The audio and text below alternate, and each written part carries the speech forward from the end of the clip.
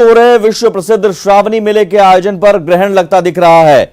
मेले की शुरुआत होने में महज 9 दिनों का वक्त बचा है, लेकिन झारखंड सरकार ने 31 जुलाई तक लॉकडाउन बढ़ाने का कल ही फैसला किया है, जो मौजूदा पाबंदियों के साथ जारी रहेगा। यानी धार्मिक स्थल बंद ही रहेंगे। झारखंड सरकार ने कोरोना के बढ़ते मामले को लेकर यह फैसला किया है। हालांकि मेले का आयोजन का मामला अदालत तक पहुंच चुका है। इसे लेकर झारखंड हाईकोर्ट में जनहित याचिका दायर की गई है। शुक्रवार को हुई सुनवाई में हाईकोर्ट ने बाबाधाम प्रबंधन समिति के अध्यक्ष और देवघर के डीसी को नोटिस जारी किया है, जिसमें मेले के आयोजन की संभावनाओं की जानकारी देने का निर्देश दिया गया है। मामले की अगली सुनवाई 30 जून को होगी। बता दें कि लाखों श्रद्धालु हर साल सावन के महीने में देवघर स्थित वैद्यनाथ धाम में जलाभिषेक करते हैं।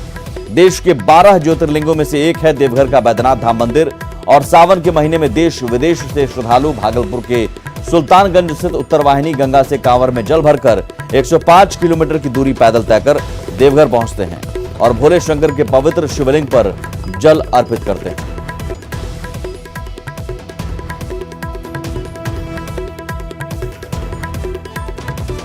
तो श्रावणी मेले पर ग्रहण लगता दिख रहा है। मामले की अब अगली सुनवाई 30 जून को होगी। अदालत में यह मामला चला गया है। झारखंड हाईकोर्ट ने देवघर डीसी से पूछा है कि क्या संभावनाएं हैं मेले का आयोजन को लेकर। क्यों खास है श्रावणी मेला? दरअसल भगवान शंकर का सबसे पसंदीदा महीना माना जाता है सावन। लाखों श्रद्धालु बाबा धाम में भगवान शंकर का जलाभिषेक करने के लिए पहुंचते हैं दूर दूर से। देश के 12 ज्योतिर्लिंगों में से एक है देवघर का वैद्यनाथ धाम। लेकिन इस बार आयोजन को लेकर ग्रहण लगता दिख रहा है, चूंकि कल ही फैसला लिया गया 31 जुलाई तक जो मौजूदा पाबंदियों के साथ लॉकडाउन जारी रहेगा, और उन पाबंदियों में धार्मिक स्थल बंद रखने का भी फैसला है। तो इसका मतलब 31 जुलाई तक धार्मिक स्थल बंद रहेंगे और श्रावणी मेले का आयोजन अब नहीं हो सकता है मौजूदा आदेश के मुताबिक। का मानना है कि ऐसे आयोजन से बचें हम लोग, और जो जल चढ़ाने का जो जलाभिषेक की परंपरा रही है, धर्मरक्षणी सभा है, पंडा समाज, उन लोगों के द्वारा किया जाए।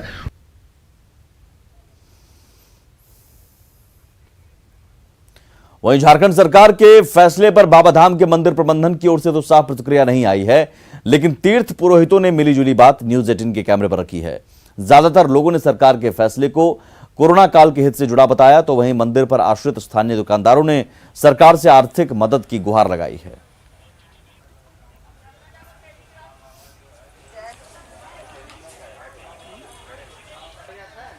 बाबा धाम से देश विदेश के क्या बहुत दूर दूर से आते हैं यात्री। हो सकता है उसमें से कोई कोरोना आ जाए, इसके लिए जो हमारी सरकार ने फैसला लिया है कि इस बार मेला नहीं लगे। अगर मान लीजिए कोई कांवड़ लेकर आते हैं तो अभी तो इसका कांवर का यात्रियों का कोई ठोस फैसला इस तरह का नहीं निर्णय प्रशासन की तरफ से आया है। यदि कोई कांवर लेकर के कोई श्रद्धालु भक्त यहाँ पर पहुँचते हैं तो उनका जल ले लिया जाएगा। सरकार चाहे तो सब कुछ कर हो सकता है, अन्यथा सरकार नहीं चाहे तो कुछ नहीं हो सकता है। हम लोग सरकार के पीछे हैं, सरकार जो चाह ले उसके पीछे हम लोग हैं। बाबा मंदिर के निर्भर पर जीते हैं हम लोग। उस समस्या का निदान हम लोग को कर दीजिए, किसी तरह बाल बच्चा पोसाए। 3 महीना से ऐसी स्थिति है कि हमारे पास इतना कर्ज का बोझ है, कभी भी अप्रिय घटना किसी के साथ हो सकता है। कोरोना संकट के बीच हेमंत सरकार के एक फैसले से दुमका के बासुकीनाथ में लगने वाले श्रावणी मेले की उम्मीद खत्म हो गई है। साथ ही उम्मीद उन तमाम लोगों की भी टूटने वाली है जो 1 महीने के श्रावणी मेले से कमाकर साल भर अपना परिवार चलाते हैं। दरअसल राज्य सरकार ने 31 जुलाई तक लॉकडाउन बढ़ा दिया है, और सरकार के इस फैसले से बासुकीनाथ के दुकानदार पुजारियों में मायूसी है। हालांकि श्रावणी मेले को लेकर हाईकोर्ट में सुनवाई जारी है।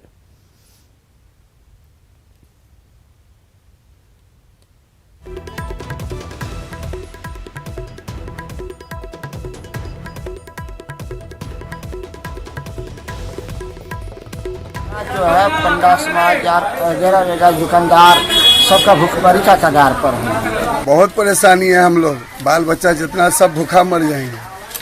कैसे? क्योंकि इसी पर आशा है, 1 महीना इसी से कमाते हैं तो हम लोग का चलता है। झारखंड में 31 जुलाई तक लॉकडाउन बढ़ा दिया गया है। सरकार ने इस दौरान मौजूदा पाबंदियों को जारी रखने का फैसला लिया है, यानी बस सेवा, shopping mall, salon, hotel, lodge, धर्मशाला, धार्मिक स्थल, सिनेमा हॉल बंद रहेंगे, लेकिन अनलॉक 1 में मिली छूट जारी रहेगी। ज्यादा जानकारी दे रहे हैं संवाददाता भुवन किशोर झा। कोरोना संक्रमितों की लगातार बढ़ रही संख्या को देखते हुए राज्य सरकार ने लॉकडाउन 31 जुलाई तक बढ़ा दिया है। पूर्व से जो रियायतें दी जा रही थी वो लागू रहेंगी, लेकिन आने वाले जो 31 जुलाई तक का जो समय है इसमें कई सेक्टर में छूट नहीं दी गई है। खास करके शॉपिंग मॉल हैं या सैलून हैं, होटल्स हैं, लॉज हैं, धर्मशाला है या धार्मिक स्थल जहां पे अत्यधिक भीड़ भाड़ होती है, इन जगहों पे छूट किसी तरह की नहीं दी गई है। ऐसे में साफ हो गया है कि आने वाले समय में जो धार्मिक स्थलों पर जो भी आयोजनें होनी हैं उस पर बंदिशें जारी रहेगी। कैमरा पर्सन मनोज के साथ भुवन किशोर झा, न्यूज़ 18 रांची। झारखंड में कोरोना मरीजों की संख्या 2300 के करीब पहुंच गई है। 24 घंटे में राज्य में 29 नए मरीज मिले हैं, जबकि पिछले 24 घंटे में 42 मरीजों ने कोरोना को मात दी। ज्यादा जानकारी दे रहे हैं संवाददाता उपेंद्र कुमार। शुक्रवार को राज्य के 12 जिलों में कोरोना के 29 नए केस मिलने के साथ ही राज्य में कोरोना पॉजिटिव की संख्या बढ़कर 2294 हो गई है। अगर जिलावार आंकड़ा देखें तो शुक्रवार के दिन हजारीबाग में 5, बोकारो में 1, देवघर में 3, चतरा में 2, धनबाद में 3, दुमका में 3, पूर्वी सिंहभूम में 2, गिरिडीह में 6, गोड्डा में 1, कोडरमा में 1, पाकुड़ में 1 और सरायकेला में 1 पॉजिटिव केस मिले हैं। अगर बात करें शुक्रवार को ठीक होने वालों की संख्या की तो 42 की संख्या है जो कोरोना पॉजिटिव ठीक होकर अपने घर जा चुके हैं और इस तरह से राज्य में कोरोना के एक्टिव केस 635 बचे हुए हैं, जबकि 1647 पॉजिटिव केस ठीक होकर के घर जा चुके हैं। अगर बात करें राज्य में प्रवासियों की तो एक बड़ी संख्या 1888 की संख्या है प्रवासियों की जो दूसरे राज्यों से यहाँ पर आए और कोरोना पॉजिटिव हुए हैं। उनका इलाज चल रहा है। बहुत सारे जो प्रवासी हैं वो होम क्वारंटाइन में है, जबकि कई को सरकारी क्वारंटाइन में रखा गया है। अगर संख्या की बात करें तो राज्य में 35,000 की संख्या वैसे संदिग्धों की है जो सरकारी क्वारंटाइन सेंटर में है, जबकि 3 लाख से ज्यादा की संख्या वैसे संदिग्ध लोगों की है जिसमें कुछ लक्षण नहीं मिले हैं, लेकिन जो दूसरे राज्यों से आए हैं उन्हें होम क्वारंटाइन में रखा गया है। कैमरामैन राजीव के साथ उपेंद्र, न्यूज़ 18 रांची। रांची से सटे पतरातू में लाइमस्टोन का भंडार मिलने के बाद अब जल्द ही यहां माइनिंग का काम शुरू होगा। इसके लिए जल्द ही ऑक्शन की प्रक्रिया शुरू हो जाएगी। हाल ही में 4 गोल्ड माइंस मिलने के बाद अब लाइमस्टोन का भंडार मिला है। रांची से सटे पतरातू के चूरी में 27 हेक्टेयर जमीन पर लाइमस्टोन की खदानें मिली हैं। भूतत्व विभाग की माने तो टेक्निकल कमेटी के अप्रूवल के बाद जल्द ही इसका ऑक्शन कर यहां माइनिंग शुरू कर दी जाएगी। झारखंड में लाइमस्टोन है लेकिन बहुत कम मात्रा में है। इसके पहले जिन लोगों ने लिया वो उन्होंने काम नहीं किया। वो चूँकि PL कम ML में था, इस बार हम लोग ML में दे रहे हैं, तो उम्मीद कर रहे हैं कि इसमें पार्टिसिपेशन होगा बिडर्स का। टेक्निकल कमेटी उसको जस्ट एक स्क्रीनिंग कर लेगी, उसके बाद उसको हम लोग भेज देंगे ऑक्शन के लिए। लाइमस्टोन के नए खदान मिलने के बाद अब खान विभाग की टेक्निकल कमेटी इसकी जांच कर रही है। कमेटी की माने तो पतरातू के चूरी में मिले लाइमस्टोन से सीमेंट उद्योग को काफी फायदा होगा। हमारे डिपार्टमेंट के ही पदाधिकारियों ने सर्वे कार्य किया है, ड्रिलिंग कार्य किया है, एनालिसिस कराई है। वो सारा रिपोर्ट अभी समिति के समक्ष आ गया है। आज हम लोग उसी की बैठक भी कर रहे हैं और उस पर पूरा विवेचना करके इसको भी यदि कोई कमी बेसी है तो उसको ठीक ठाक करा करके टेंडर कमेटी को हम लोग भेज देंगे। प्राकृतिक संसाधनों से परिपूर्ण झारखंड में खनिज संपदा का प्रचुर भंडार भरा है। ऐसे में लाइमस्टोन के भंडार से जहां प्रदेश की आर्थिक स्थिति मजबूत होगी तो वहीं विकास को रफ्तार भी मिलेगी। भुवन किशोर झा, न्यूज़ 18 रांची। अमर शहीद सिद्धू कान्हू के वंशज रामेश्वर मुर्मू की हत्या पर सियासत तेज है। बीजेपी की टीम ने साहेबगंज के भोगनाडीह में पीड़ित परिजनों से मुलाकात की और पूरे मामले की CBI जांच की मांग की है। बीजेपी सांसद समीर उरांव ने पूरे मामले को लेकर राज्य सरकार पर निशाना साधा। वहीं अरुण उरांव ने अब तक हत्याकांड को लेकर किसी बड़े अधिकारी के गांव में नहीं आने पर सवाल उठाए। पोस्टमार्टम रिपोर्ट जब आ गया है तो आप क्यों नहीं दे रहे हैं? तब बताया जाता है कि 3 दिन पहले ही आपका पोस्टमार्टम रिपोर्ट थाने में दे दिया गया है। यहाँ जो है बरहेट के थानेदार पर सीधा हम सब टीम के लोग आरोप लगा सकते हैं कि सरकार के निर्देशानुसार इस केस को लीपापोती करने का पूरा प्रयास किया गया और ये सब सेटिंग हो जाता है तब 23 तारीख को जो अभियुक्त है, जो आरोपी है, वो उसको जो है सिलेंडर करवाया जाता है। इससे स्पष्ट होता है कि ये उनकी हत्या करने में उस सत्तार नाम का युवक का स्पष्ट रूप से हाथ है। FIR से लेके अभी तक कोई सीनियर अफसर नहीं पहुंचा सर। ऑफिसर इंचार्ज के अलावा कोई DSP, SP इस घटना में पहुंचा नहीं। इन्वेस्टिगेशन के लिए, जांच के लिए जो आज कमेटी हम लोगों के जितने लोगों से हम लोगों ने बात किया, उतना इनके किसी अधिकारी ने नहीं। पाकुड़ में टोल टैक्स से जुड़े शंभू नंदन भगत ने प्रशासन से सुरक्षा की मांग की है। उन्होंने कहा कि टेंडर विवाद में उनके साथ मारपीट हुई जिसमें सत्ता में शामिल लोग शामिल थे। उन्होंने कहा कि उनके परिवार पर कभी भी जानलेवा हमला हो सकता है। आपको बता दें कि साहिबगंज में टेंडर विवाद में शंभू नंदन के साथ मारपीट हुई थी। मामले में मंत्री आलमगीर आलम और सीएम के विधायक प्रतिनिधि के खिलाफ केस दर्ज किया गया है। अपने ऑफिस में ओपन बैठता था, आज मैं ऊपर रूम के अंदर भीतर में दुबक कर बैठ रहा हूँ कि कभी भी कोई मॉब लिंचिंग की हमारे साथ घटना न हो जाए, जो बढ़ावा पुनरावृत्ति न हो जाए। इस स्थिति में हम अपनी सरकार से, अपने प्रशासन से गुहार लगाते हैं कि मेरी सुरक्षा, मेरे परिवार की सुरक्षा, जानमाल की सुरक्षा, मेरे व्यवसाय की सुरक्षा की विधि व्यवस्था किया जाए, अन्यथा कभी भी मेरे पास में जानलेवा हमला होने की संभावना है। कोल्हान में सुविधाओं को आधार बनाकर राशन कार्ड में तब्दीली और अब राशन डीलरों को राशन नहीं देने के मामले पर विवाद शुरू हो गया है। स्थानीय JMM विधायक और बीजेपी ने सरकार के फैसले पर सवाल उठाते हुए राज्य सरकार से फैसले पर पुनर्विचार की मांग की है। दरअसल राज्य सरकार सुविधाओं को आधार बनाकर बड़े पैमाने पर राशन कार्ड धारियों के नाम सूची से हटा रही है। वहीं नए आदेश में अब राशन डीलरों को सरकारी राशन नहीं दिया जाएगा। सरकार के इस फैसले पर PDS दुकानदारों में भी नाराजगी है।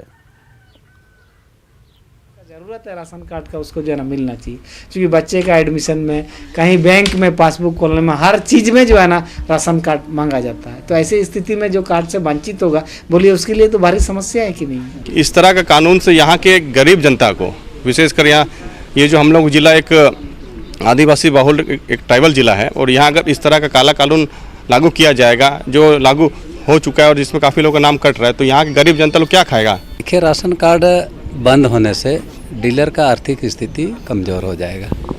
जो भी राशन मिलता है उससे अपना आर्थिक स्थिति ठीक है, चल रहा है, लेकिन बंद होने से उसको बहुत सारा तकलीफ है।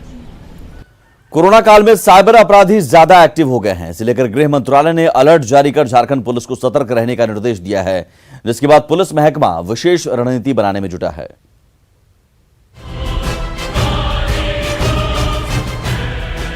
अगर आप ऑनलाइन या मोबाइल बैंकिंग का इस्तेमाल करते हैं या फिर ऑनलाइन शॉपिंग करते हैं तो सावधान हो जाएं। कोरोना काल में साइबर अपराधी ज्यादा एक्टिव हो गए हैं। अपराधियों ने महामारी को ही अपना हथियार बना लिया है। लोगों में कोरोना के खौफ को साइबर अपराधियों ने अपना हथियार बनाया है। कोरोना से जुड़े मैसेज और फर्जी लिंक भेजते हैं,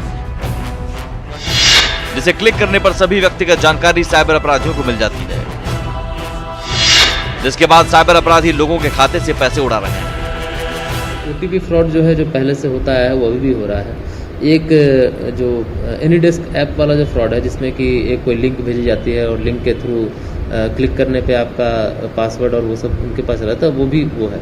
बट अभी थोड़ा कोविड को लेकर के हम लोग देख रहे हैं कि कोविड की लिंक जो है उसको एक फर्जी लिंक डाल दिया जाता है और उस पर क्लिक करने से फिर लोग एक फर्जी वेबसाइट पे चले जाते हैं और फिर वहाँ पे लॉगिन करने से लोगों की फिर जो पर्सनल इन्फॉर्मेशन है, सीक्रेट इन्फॉर्मेशन, वो लीक हो जाती है। बैंक के OTP, ATM फ्रॉड और ऑनलाइन शॉपिंग के जरिए साइबर ठगी सबसे ज्यादा होती है। लेकिन कोरोना काल में ठगी के नए तरीके को लेकर गृह मंत्रालय के निर्देश पर झारखंड पुलिस गंभीर हो गई है। सोशल मीडिया के जरिए जागरूकता अभियान के अलावे साइबर मामलों को देख रहे इंस्पेक्टर के साथ एक और अधिकारी की तैनाती की गई है। सिंपल बात है, अगर आप ग्रीडी नहीं है, अनायास मिलने वाला कोई चीज को आप एक्सपेक्ट नहीं करते हैं, तो आप उसका एंगल में नहीं फंसेंगे कभी। साइबर अपराधियों पर नकेल कसने के लिए पुलिस एक्टिव है, लेकिन अगर आप भी कुछ सावधानियां बरतें तो साइबर ठगी से बच सकते हैं। साइबर ठगी से बचने के लिए OTP, ATM कार्ड का नंबर और पासवर्ड शेयर न करें। अनऑथराइज्ड सिस्टम एक्सेस को रोकें। फिशिंग ईमेल और मैसेज से सावधान रहें। किसी भी अनजाने लिंक को ना खोलें। ओम प्रकाश, न्यूज़ 18, रांची। झारखंड बीजेपी में संगठनात्मक फेरबदल जल्द हो सकते हैं। प्रदेश के सभी जिलों और मंडलों में पार्टी के अहम पदों पर जिम्मेदारी तय की जानी है, लेकिन सबसे अहम सवाल यह कि टीम दीपक बनाने में आखिर चलेगी तो किसकी।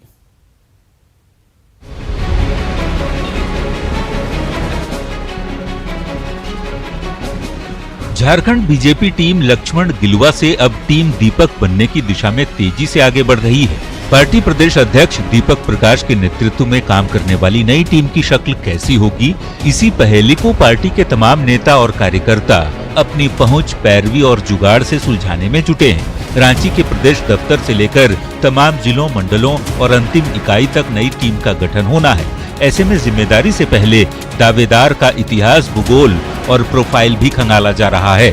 सवाल है कि क्या दीपक की नई टीम में स्थानीय चेहरों को मौका मिलेगा, पुराने पर कितना भरोसा और नए को मौका कब मिलेगा।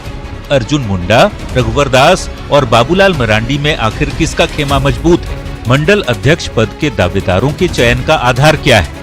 सर्वस्पर्शी हमारी टीम रहेगी और कह सकते हैं कि जीवंत इकाई रहेगी और समाज के सभी वर्गों के साथ साथ नए और पुराने का आशीर्वाद और जोश और होश दोनों का मिश्रण रहेगा। बीजेपी में सांगठनिक ढांचे के लिहाज से प्रदेश के 26 जिलों और 513 मंडल स्तर पर पार्टी के संगठन को खड़ा करने की जिम्मेदारी दीपक प्रकाश पर है। लिहाजा हर समुदाय और जाति को साथ लेकर चलने का दावा भी हो रहा है। सौभाग्य से हमारे बीच, हमारे पास माननीय बाबूलाल मरांडी जी, अर्जुन मुंडा जी, रघुवर दास जी जैसा नेता, तीनों मुख्यमंत्री हमारे साथ हैं और ऐसे कई लोगों का आशीर्वाद जिनके कारण भारतीय जनता पार्टी इस स्थान पर पहुंची है। सबका आशीर्वाद और सहयोग मिलाकर के पार्टी को जीवंत, सक्रिय और धारदार बनाएंगे। प्रदेश बीजेपी की पुरानी टीम को तत्कालीन अध्यक्ष लक्ष्मण गिलुआ ने रघुवर सरकार के कार्यकाल में साल 2016 में बनाया था और अब संगठन की मजबूती के लिए नई टीम बनाने की अग्नि परीक्षा दीपक प्रकाश को देनी है। संघ के करीबी और तीनों पूर्व मुख्यमंत्रियों से बेहतर तालमेल रखने वाले दीपक सर्वसम्मति और आम राय से ही आगे बढ़ना पसंद करेंगे। लेकिन अहम सवाल अब भी यही कि टीम दीपक में आखिर किसकी चलेगी। न्यूज़ 18 के लिए रांची से संजय कुमार सिन्हा की रिपोर्ट। और इसी के साथ इस बुलेटिन में इतना ही, लेकिन आगे भी खबरों का सिलसिला लगा